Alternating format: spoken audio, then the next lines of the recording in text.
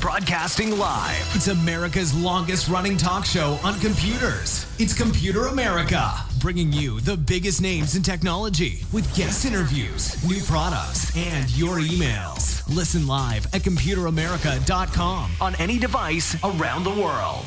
Email the show at live@computeramerica.com or find us on social media. Be sure to check out our website for contests, giveaways, show notes, live video stream, podcasts, and more. You're listening to Computer America.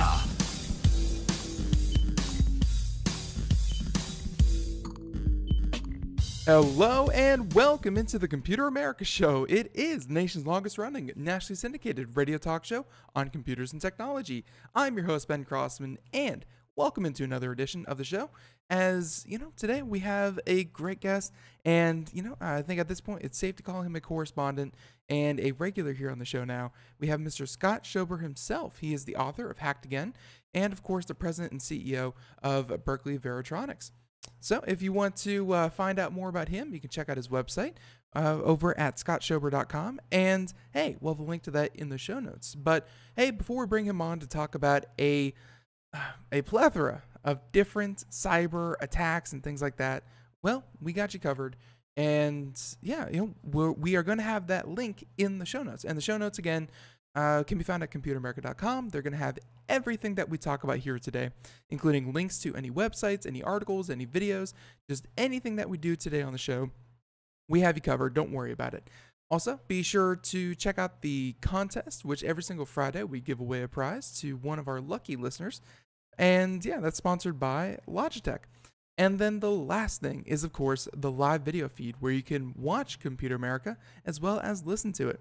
It's just another way to experience the show. It's we're still a radio show primarily, and of course you can just follow along with us, and we show demonstration videos, things like that.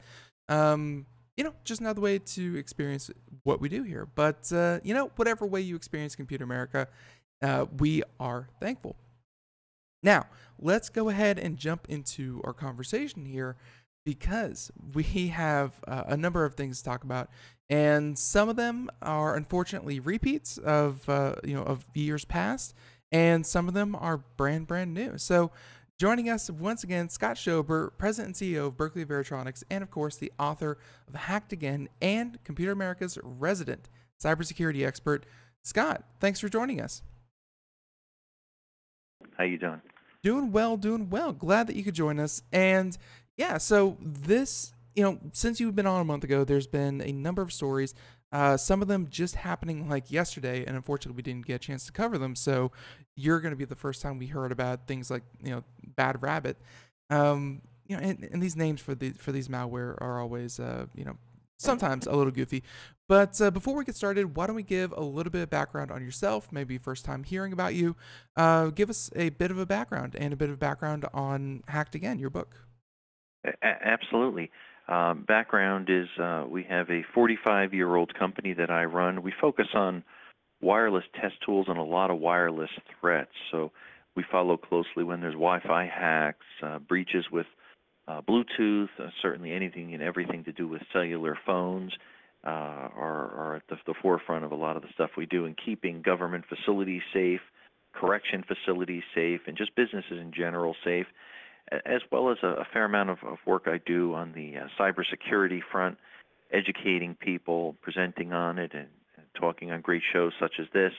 In the process of doing this, I continually am a target and the hackers got their sights on myself and my company, and we've received repeated hacks, and I documented that in a true life book, the story of Hacked Again, and sell that on our website and certainly on Amazon and Barnes and Noble bookstores, and it's been a great eye-opener to connecting with readers and other business owners for all of the problems that they personally face with employees not keeping up with best practices and being vigilant in the world of cybersecurity, because now it's at the point where it pretty much affects all of us one way or another.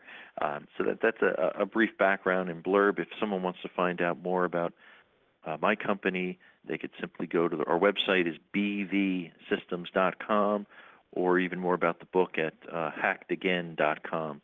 We'll take you there, and there's some different information on the chapters and some tips on there that you could download for free, and other things that I share with readers and listeners.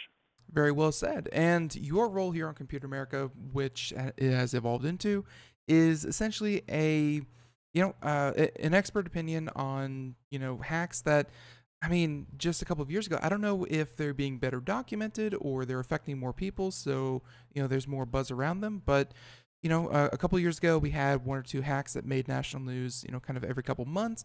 Now, between your appearances on a monthly basis, we're having like a major hack every single month. And, this affects consumers, governments, just, millions of people at a time. So happy to have you on. And I think a good way to start this before we get into, some of the named attacks and other things, why don't we talk about something here that you have called legal hackbacks? And hacking, we use the term, and I think a lot of people maybe consider it to be, something that it's kind of like mugging. There's only bad hacking, just like there's only bad mugging. You have here legal hackbacks. So what do you mean by legal hackbacks, and why do you have to qualify it with the term legal? Yeah, let maybe to set the stage, talk just a minute about what hacking was, what hacking is, and then what's legal and what's not legal. Sure. When we all think about the term hacking, if you go back to the early days of ARPANET and before the internet, and as the internet started to evolve with bulletin boards and it grew, hackers were oftentimes thought of those that would play around on computers, hacking with code and trying different things. And it wasn't always necessarily a malicious type of motive, or there was no monetary gain or stealing of things.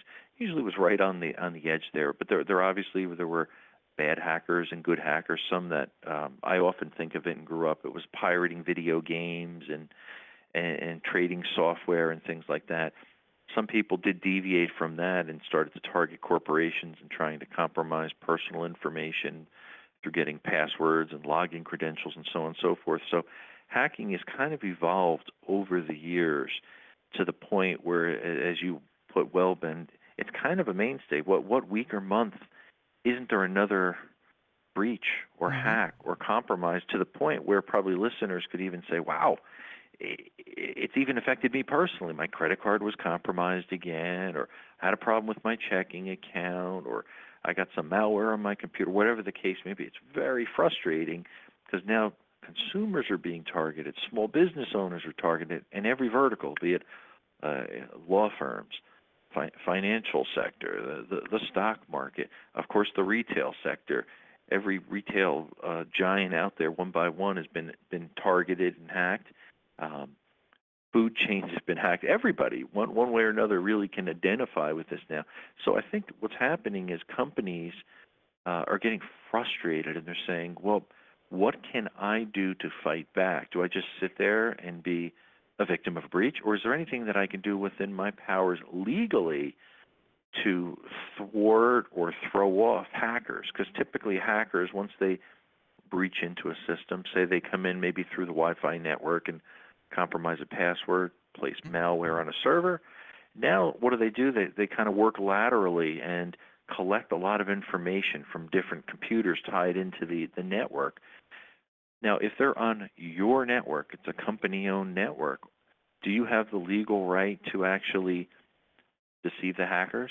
And that's really what it comes into for what's classified more as a legal hackback. So these are, in essence, different tools that corporations can use to deceive and fool the hackers, and it could be in a couple different methods.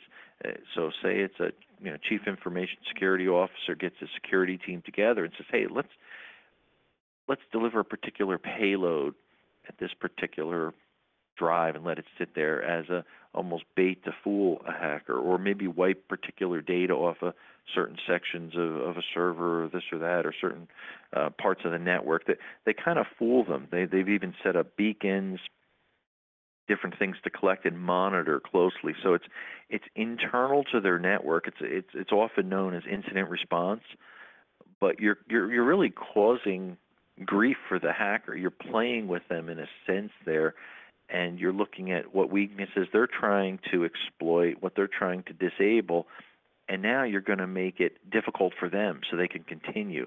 You're slowing them down so they can't infiltrate the entire network. So that's starting to become more and more popular, and companies are getting a leg up on it. So they say, yeah, we know we're going to be hacked. Now, the question, and of course, the question is, because hacking, hackers, I think in the early days, of course, I wasn't really paying attention, but from experts on the show and, Craig Crossman, things like that, I've heard that in the early days, hacking was, a very personal event where, someone could create a worm or a virus, and they were, saying, hey, you got pwned, or you've been hacked by the great hacker Confucius, whatever. It was a very personal thing. But hacking to this point, as we've discussed, has really become a business. The idea that you want as much information, and if you waste their time, you're wasting money, and hopefully, again, you're causing pain points to, kind of make yourself a less attractive target.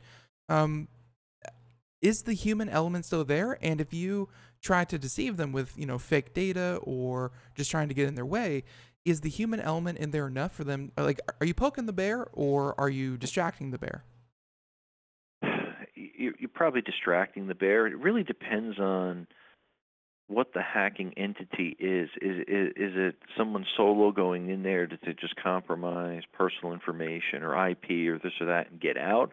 Or are they trying to plan? Is it a group of hackers? Is it organized crime in a sense? Or they've got a mission out there, they've got a number of hackers infiltrating the system, they want to sit there and collect 6 months worth of personal information. Maybe it's a major bank, and they want to measure and monitor and collect data and things of that sort, so they can go in for the big whammy and steal millions of dollars, or wire money out to a fake account, or whatever the case may be.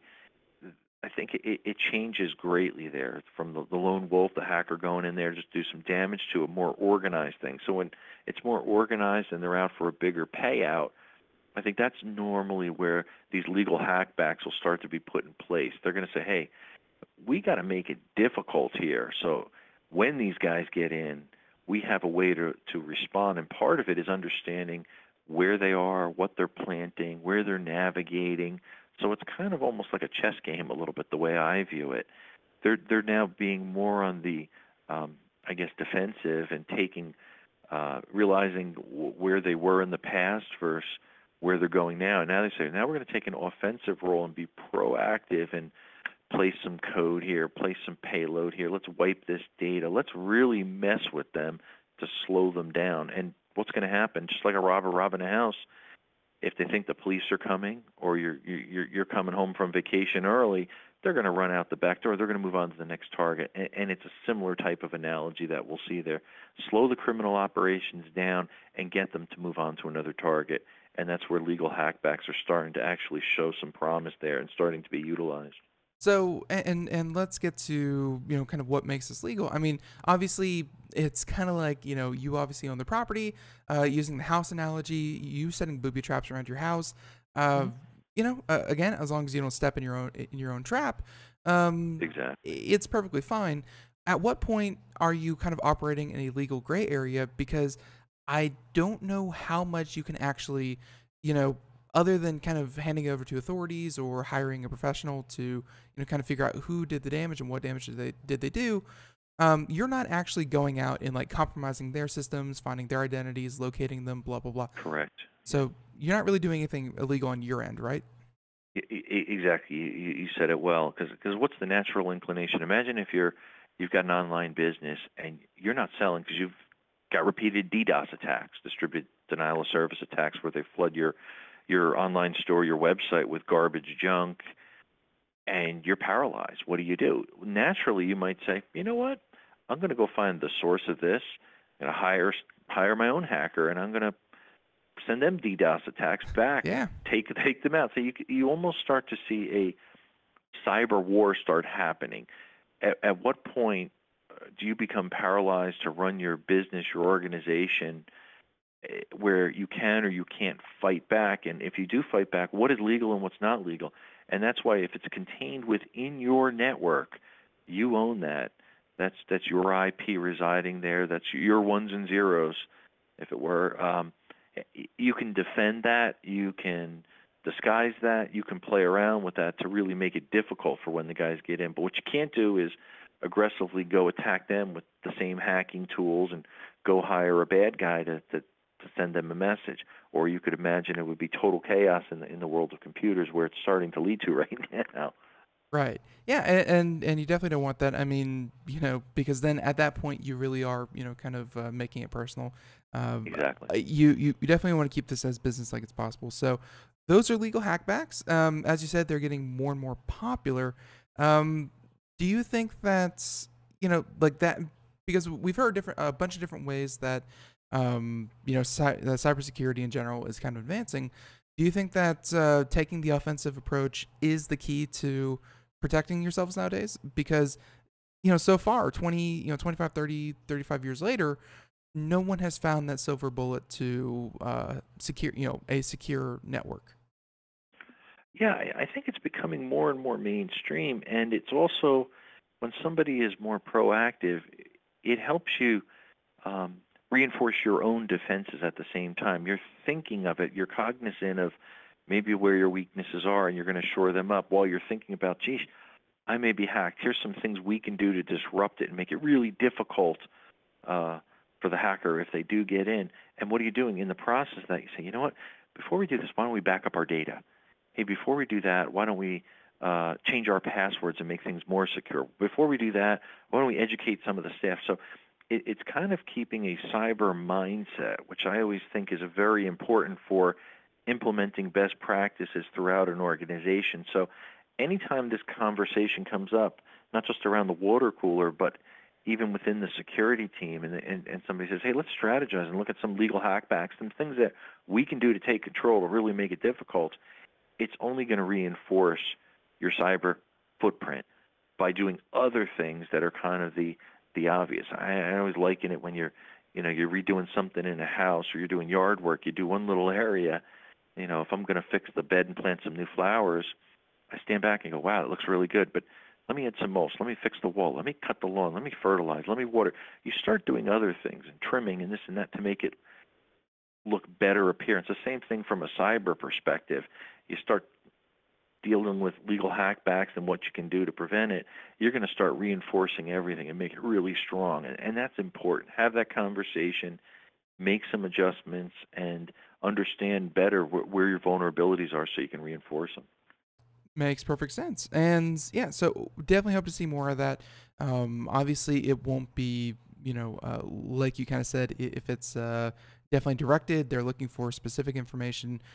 You can set up fake databases and things like that. But, hey, if it's just your run of the mill, download everything, snatch and grab, then maybe they'll grab the wrong things. And, like you said, it's just another tool to add to cybersecurity in general. But Exactly. all right, why don't we go ahead and move on to our next topic? And this is one that I believe happened this weekend or Monday or Tuesday. I don't recall. We definitely had it on the docket, but we ran out of time, so we couldn't, really talk about it.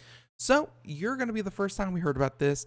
And Scott, what is Bad Rabbit? And, what kind of ransomware was it, or who did it affect?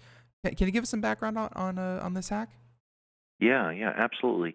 And this one's kind of an interesting one. I think part of the reason we didn't hear about it as much as some of the other ransomware strains that did affect a lot of people is because it was really heavily affected in Europe.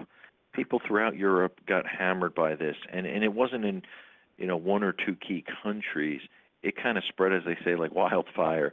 This affected Russia, Ukraine, Germany, Turkey, lots of countries, over 200 organizations so far that have been clearly affected by it, and it was at first, I believe, to be thought to be one of the external blue exploits, which was, if you remember, really what led to the development of WannaCry, which we all heard about, and Petya ransomware, this and that, where it was really code that the NSA had that was compromised and brought outside, and then built upon that platform to really exploit and get into more machines. But it's clearly believed now that it's really a new wave of ransomware, and it's not using the exploit external blue. And that's kind of scary. Why? Because it shows that hackers are advancing. They're not just taking the old code. And years back, when they would start doing these different campaigns, you'd buy a simple program that could be launched from a phishing attack, very basic, bugs, spelling errors, people that had a little bit of an eye for security could identify it and not fall for it. But these really are new variants, I guess, that have been coming up here. And this one, again, it's really targeted mostly for Windows machines. Instantly, what it tells me people need to think about when any time there's any type of ransomware, how it's spread is just understanding it's through several different means. Third-party apps that you download that aren't security vetted, be careful where you're downloading things. The pop-ups that we've talked about in the past, on different advertisements that come up on websites that you're tempted to click on if it looks like it's something that you might buy because they've been storing cookies and they know that you're looking for that new grill and it keeps popping up. Be careful. And, of course, the phishing emails. That's often the number one way. They're still using ways to lure people. And, again, why? Because they're so effective. There's an attachment. It looks like it's from my boss. Let me click on this and open it. Oh, crap. I'm in trouble. I just downloaded malware, and it's a new type of ransomware attack. So the more and more we can be aware of these things, the better chance that we have to prevent it from happening. And this exploit, as it were, is not much different. It's basically asking for a small percentage of bitcoins, and it equates to about $285 or so, asking for a ransom. And again, it's locking their system up. Everything is encrypted. In this case, they're using more advanced encryption, I guess you could say, right, to make it difficult, because some of the past ransomwares, they found the keys or ways to decrypt it, and then people would provide that for free. So what's happening is the hackers are getting more advanced in their actual encryption methods, so it's very hard to decrypt it, makes it almost impossible. So instantly what that tells me is to educate people, please take a moment, make yourself a note if you're not going to do it right at this moment, back up your data. Back your data up, disconnect it from your computer. That way, if and when you become the victim of ransomware, because a lot of people still are in denial. I talk to them and say, well, I don't have anything valuable. It probably won't happen to me. It's just a matter of time before everybody gets affected with some type of malware at one point or another. Even if not, you're not targeted. Even if you're not J.P. Morgan, it could happen to you. So please back up your data. Your data is valuable. Do it routinely. Make an extra copy of it. Put it in your safe at home. Get an external storage device that you can disconnect from your PC and keep it. It's not that expensive. And, of course, use good anti-malware, antivirus software on your system, and probably keeping the security patches up to date is the most important, especially in the world of Windows. Once an operating system does become older, and I know we've talked about this in the past, that's when they move in, and then they're going to try to hit the millions of people that are using outdated and unsupported operating system. It could be on Windows, it could be on Apple. In this case, it was really targeted more toward the Windows operating system. And if you're not keeping up with the latest and greatest patches, you could easily become a victim. Yeah, and that is and 2 points that I want to kind of back up what you just said. I mean, the first one about it won't happen to me. People think that I don't make enemies, or I do good I do good web serving practices, what have you. I mean, these viruses, they happen through, like you said, through pop-ups. They happen through email links. I mean, it's not like the hacker has to really go out of his way to really compromise, you as an individual or your small business. It just kind of happens accidentally almost. So to say that it won't happen to me, you're kind of swimming in a pool with sharks. It's just, the shark really doesn't have to get you. It's just someone swimming. So, yeah, definitely want to back that up. And then the second thing, which completely left my head, so we're just going to move on from that. But getting back to the bad rabbit, though, and, this hack, I'm noticing that, we talked about what happened with Equifax, and I don't know if we talked about it with you, but about 2 weeks after the hack, they found that their network had been compromised again after the initial, stealing of, half the country's personal information. And their network had been hacked, and they were redirecting people to an Adobe Flash Player update that was actually not Adobe Flash and was actually, essentially adware and malware, blah, blah, blah. So, and I was, I kind of found this article from IB Times, and they said that that's essentially how a number of these computers were infected, with Bad Rabbit, was, again, Adobe Flash. And they said that Adobe had an update. They updated the wrong software because it came from not a legitimate Adobe site. And yeah, that's how these computers kind of downloaded their own demise. Talk about kind of real quick Adobe Flash and, just kind of being able to spot, because I think everyone downloads Adobe Flash at some point. A lot of the older internet was built upon this. So can you talk about how to kind of recognize when, things are legitimate or not? Yeah, and that's a really great point, because there's one example that probably all of us have fallen guilty. Oh, I got to update Adobe, click. Instead of doing that, you can go right directly to their site and update it, because the URL name. You could type it in at the top of your browser, and you could have confidence that you're not being redirected, because that's exactly what it is. They can create a URL, and if the name looks very similar, maybe it's one character off, who honestly looks up there and sees it? Most of the time it's masked, or it just has the general name up there. So unless you dig in and actually look at it and the origin of it, which most people never do, it makes more sense just to go right up to the top and type it directly into your browser. So that way you can go right to the site where you can update the latest Adobe and not fear that you're being redirected to some site that looks so convincing you would never know it. So very simple. We can all do it. It takes that extra step. Sometimes security happens when we stop and investigate something, or we just go back to the basics and say, I don't want to take a chance and that I'm going to full sucker and be redirected to this, because it will happen. And in that case, you've already got an individual that is frustrated because they've most likely already had their information compromised, worried about what's going to happen next. Am I going to be a victim of identity theft or something else in the case of the Equifax?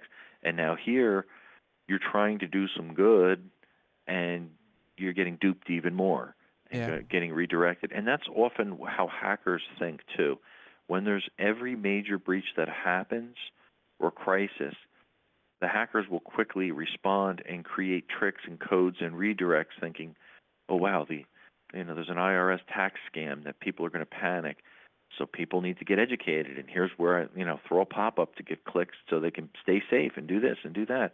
So be very leery of that. Anytime there's a major breach, before you click on anything, check carefully that you're not being redirected. When in doubt, don't click on it and type it directly in your browser. Simple, basic, and secure. It's the same advice that I've heard you give about, links in, or even URLs in emails. If it says you're taking it to google.com and instead you hover over it and it's incomprehensible Russian gibberish, then yeah, just type in google.com. Don't bother clicking. Exactly. Exactly. Yeah, and I just wanted to jump back, if I may, too, because I forgot to mention. Sure. I thought it was interesting because this was highlighted or heightened, I guess, the bad rabbit and the potential for danger on this. Because yesterday, the U.S. Department of Homeland Security, they even issued a formal warning. Yesterday, being Tuesday, that told people, if you are a victim of this, do not pay the ransom. But instead, if you're infected, go immediately report it to your local FBI office through the Internet Crime Complaint Center that they have set up. Why? Because they see the potential for this spreading so fast and infecting so many people. And now this could lead to another major epidemic, just like the WannaCry and the Petya and all these other ransomware attacks that have happened. And just as a side note, actually, Scott, I'm I'm actually going to have to stop you there. We're running quick up on the break, and we'll be right back. Everyone, Scott Schober, author of Hacked Again, and we're talking about the latest Bad Rabbit attack. Everyone, stay tuned. Computer America. We are all Brother Wolf. 10 years ago, a group of locals banded together to create positive change. We took animals into our homes, held adoption events at local retailers, and talked to the community about our mission to help build a no-kill Asheville. A decade later, we have achieved so many victories for animals in need. There's been so much progress, yet there's still so much to do. As part of our year-long celebration, we encourage you to become a member of our special Compassionate Circle program. With a monthly donation of $10 or more, you will have behind-the-scenes access to the work we are doing at Brother Wolf. Our goal is to reach 1,000 members because we receive no government funding. Working together, we can help build and sustain no-kill communities. Learn more at compassionatecircle.bwar.org. We are a 501c3 tax-deductible organization.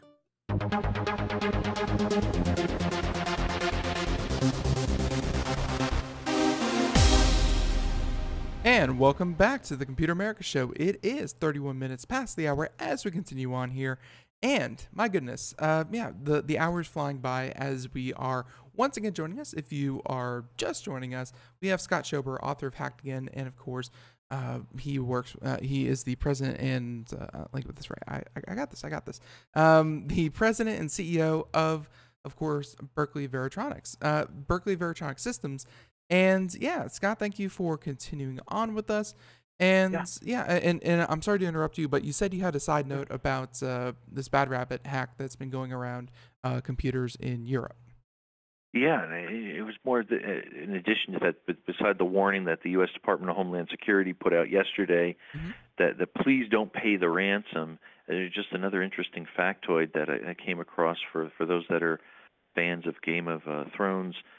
Some of the references for different characters from Game of Thrones was used, I guess, from the creators of Bad Rabbit. So I guess they're fans of it. They have Dragon and Grey Worm and other mentions in there in this actual exploit, which I think some people got a kick out of. So it's almost like the world of hackers, like certain genre of movies and television shows, and you could see that in the works of their hacking tools.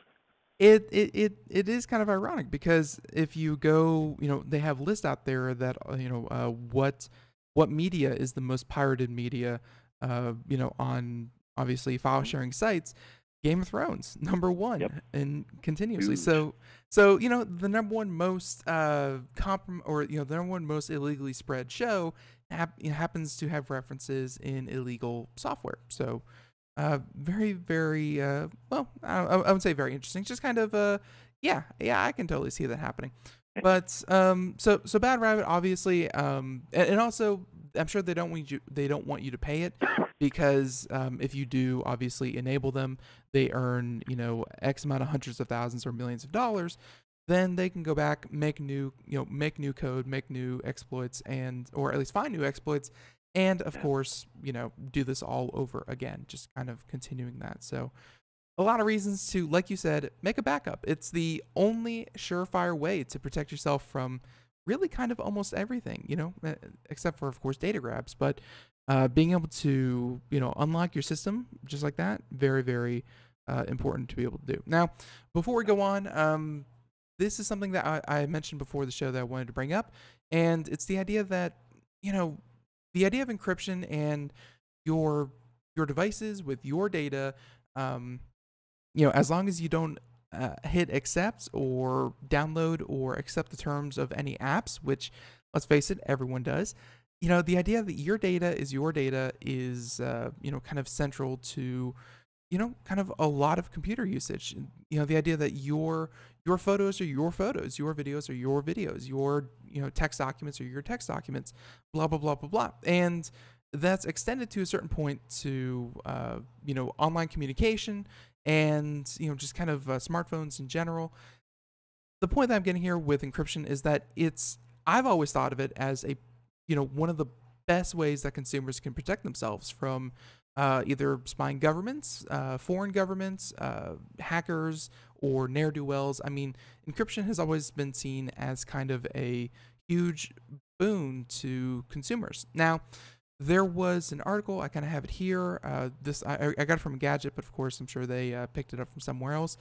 But it was in reference to the director of the FBI talking at the Association of Chiefs of Police conference, and he was talking about the 7,000 phones that they couldn't gain access to of the 14,000 phones that they tried to gain access to.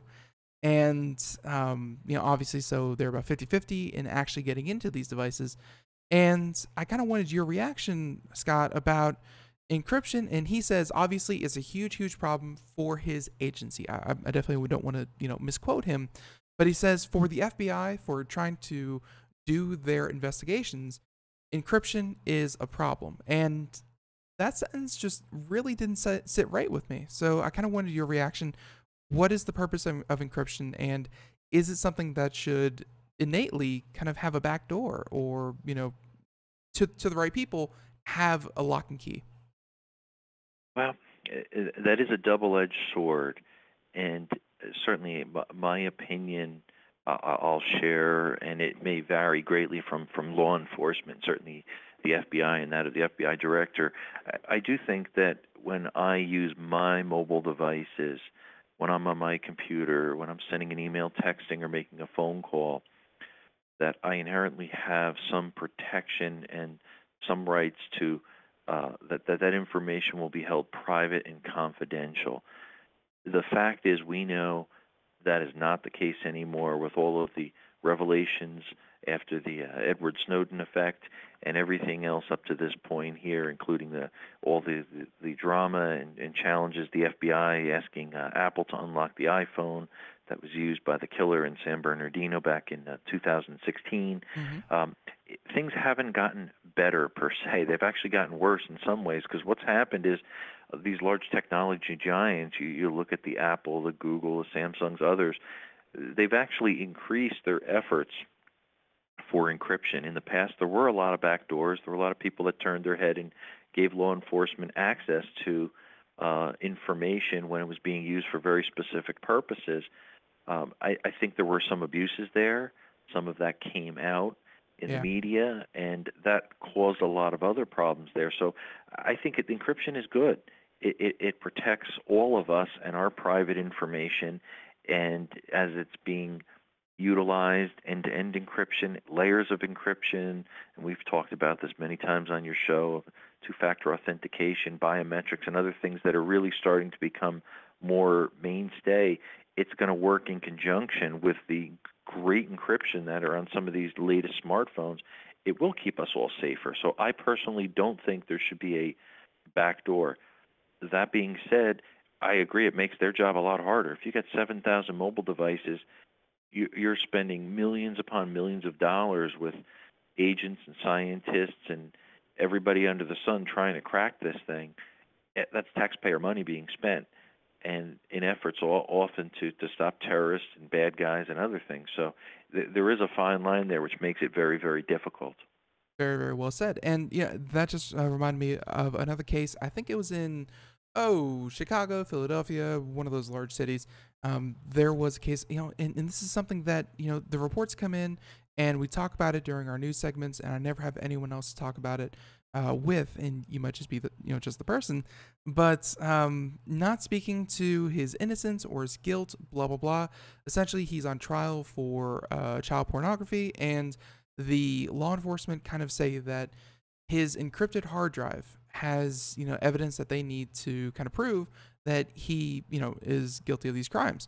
And obviously it's encrypted, obviously they can't get into it, and the judge told him to decrypt your hard drive, and so we could see the contents of your hard drive. And he said, I'm not going to provide my password. So he's been held in jail for, I think, going on 3 years now, on contempt of court charges until he unlocks his hard drive. And until then, the case isn't going forward. Now, again, I can't speak on whether he's guilty or not. That really doesn't matter to me.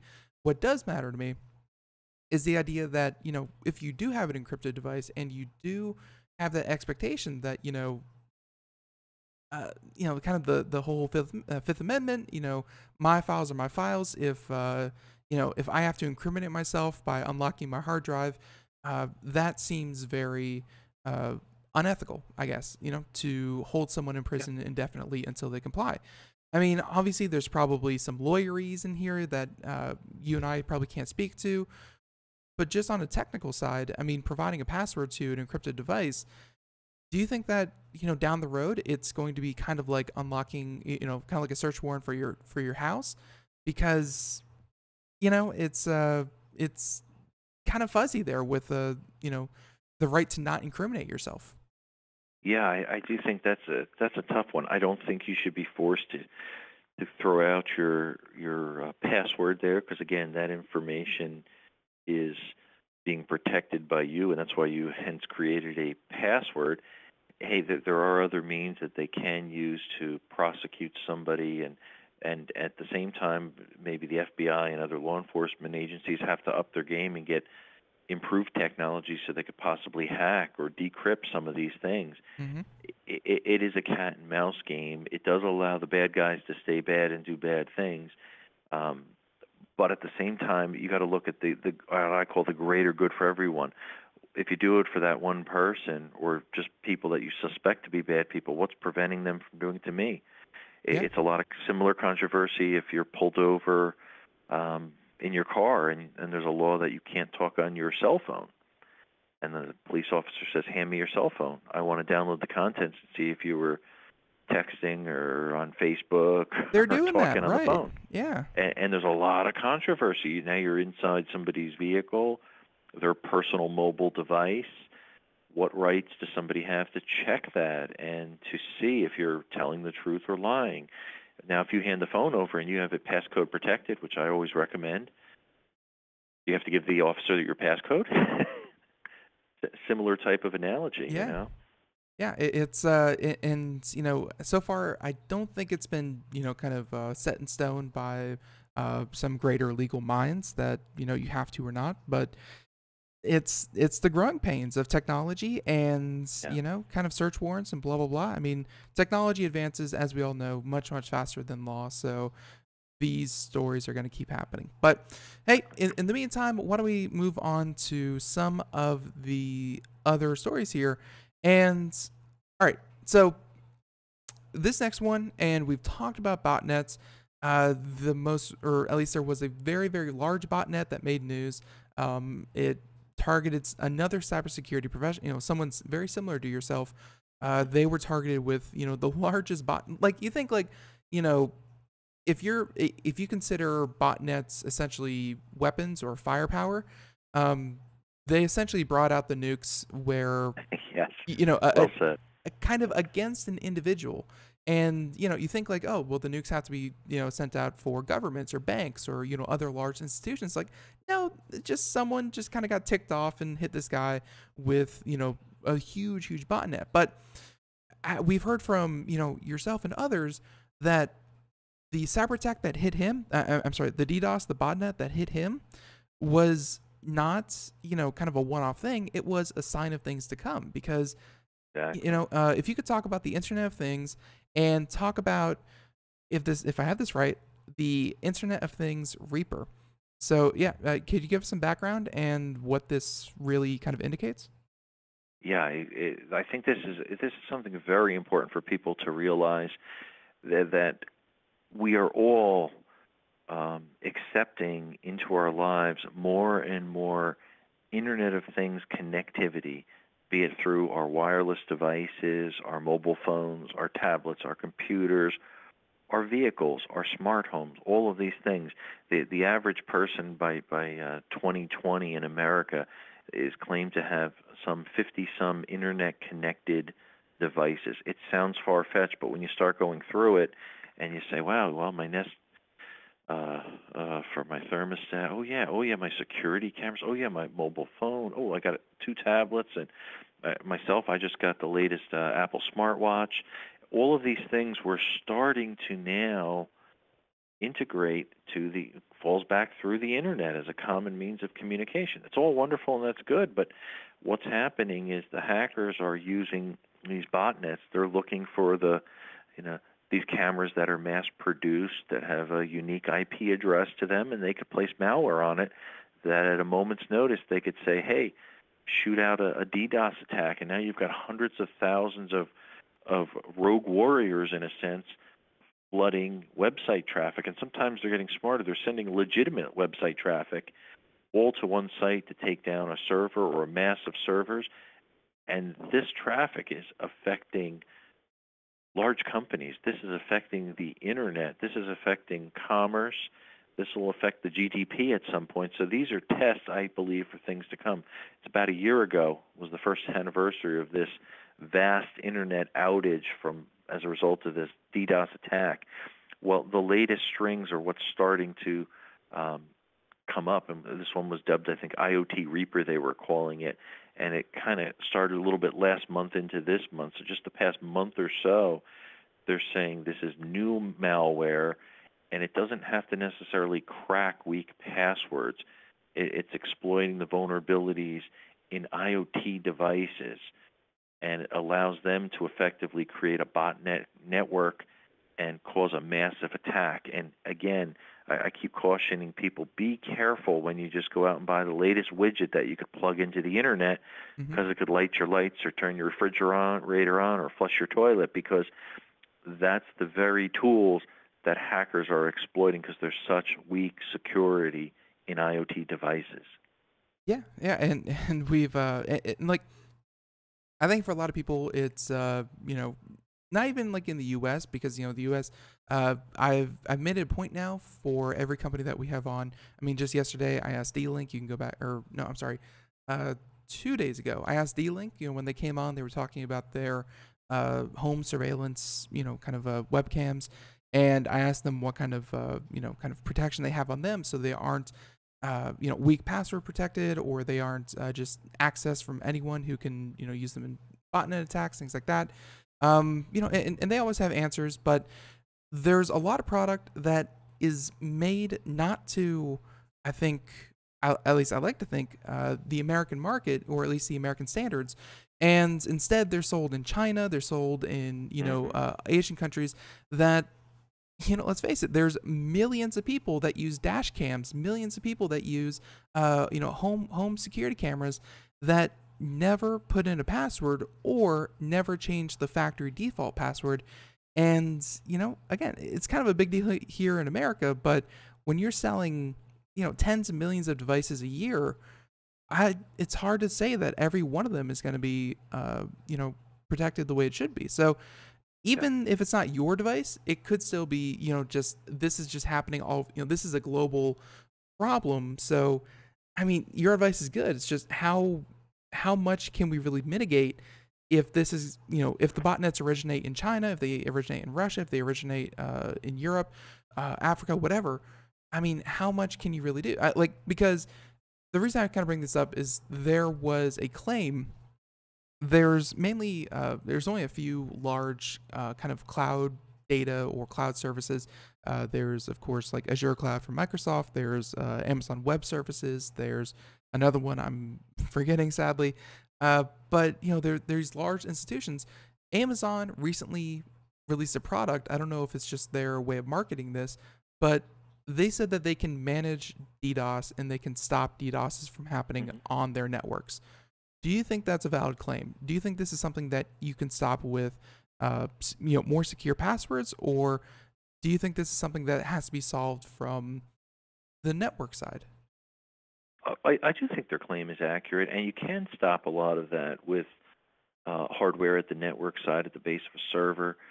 They've got the technology, they've got the lion's share of the market, and they understand they're going to lose a large client base if they don't keep their clients' data secure. So they're spending the money and they're doing it. And there's a lot of other great companies out there that are doing the same.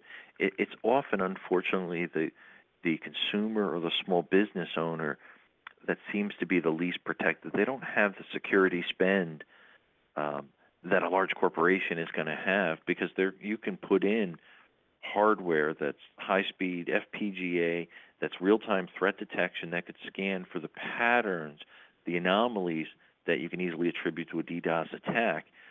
The average consumer is not going to do that for their home computer. Yeah. It just doesn't make sense. They can't spend $10,000 for a hardware device and $400 or $500 a month in subscription service to do that.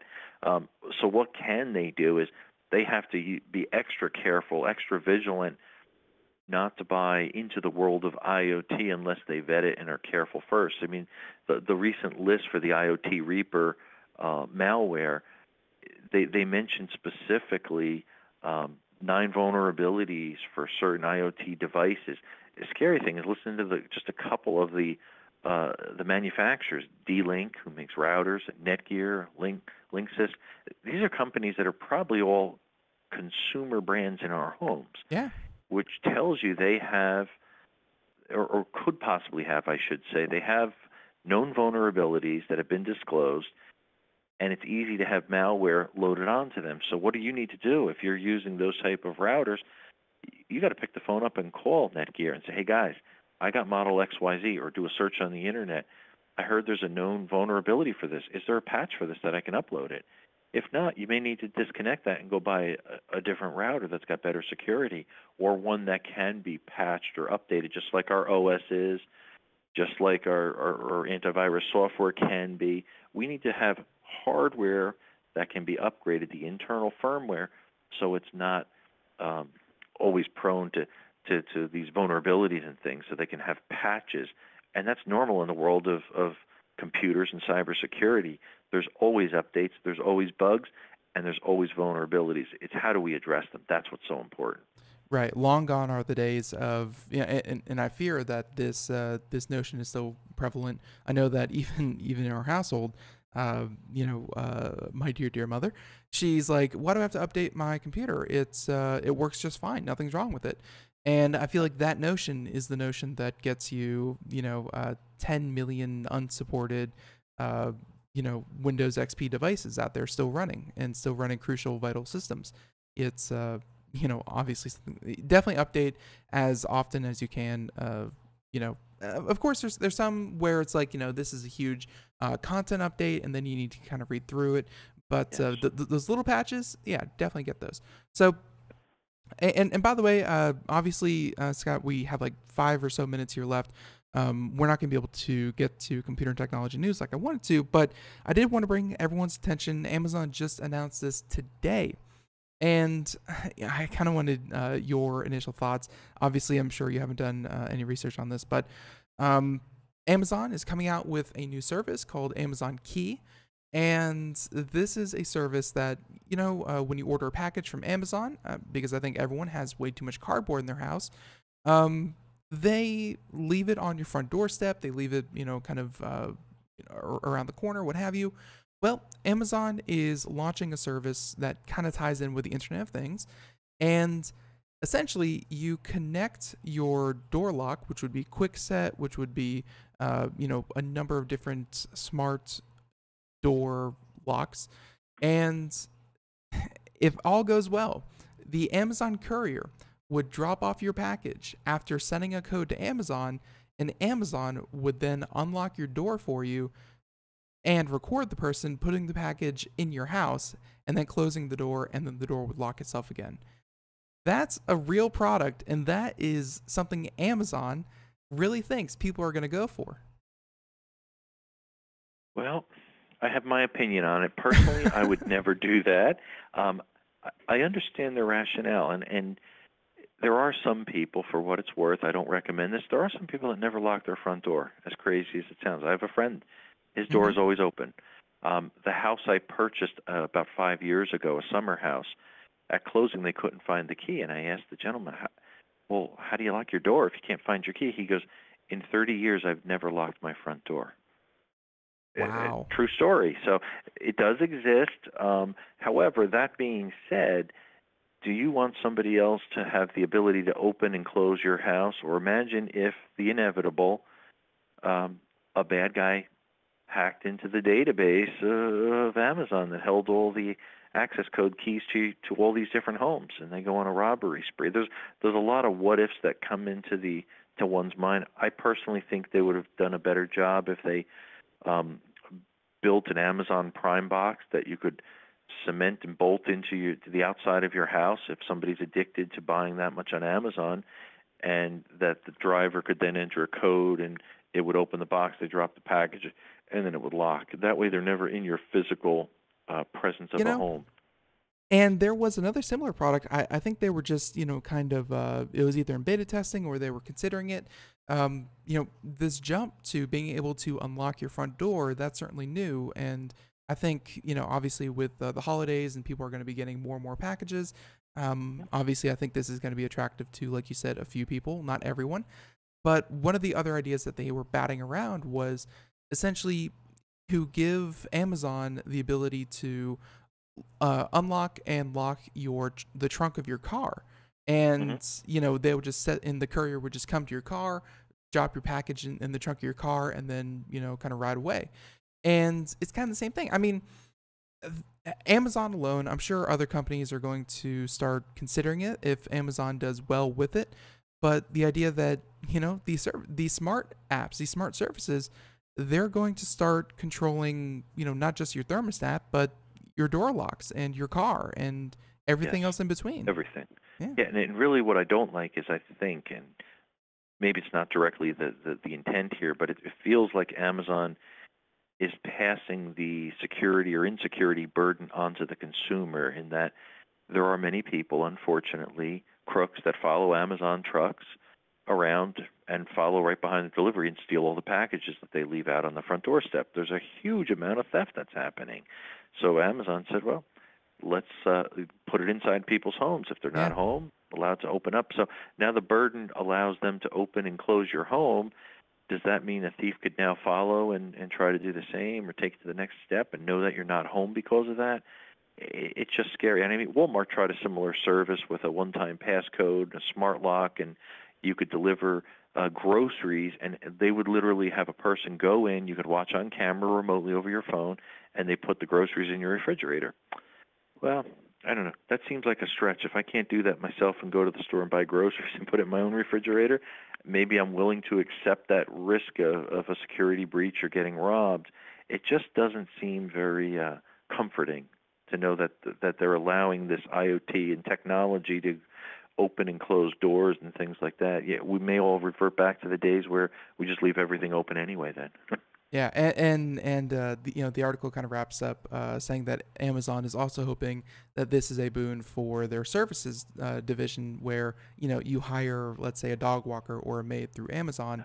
Amazon would then be the entry, the enter in I'm sorry, the entry point for your house without having you to give a key or what have you. But at any rate, Scott, I also want to apologize. We did not get a chance to talk about the Roadhound. I know that last month That's we fine. we talked a bit about it. So if anyone out there wants to go check it out, check out last month's interview. But just real quick, what is the Roadhound, and why do you hate texting while driving?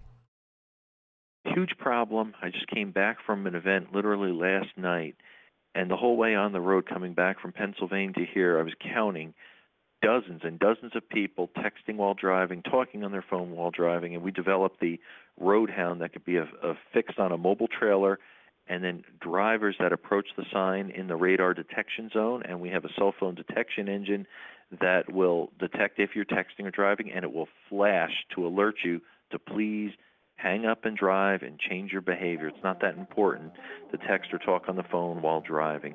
So we're trying to do this, and it's being launched through different sheriffs, municipalities, DOTs, and hopefully coming to a road to you soon. Yep, very, very well said. And it's for everyone out there, it's kind of like seeing those flashing speed signs.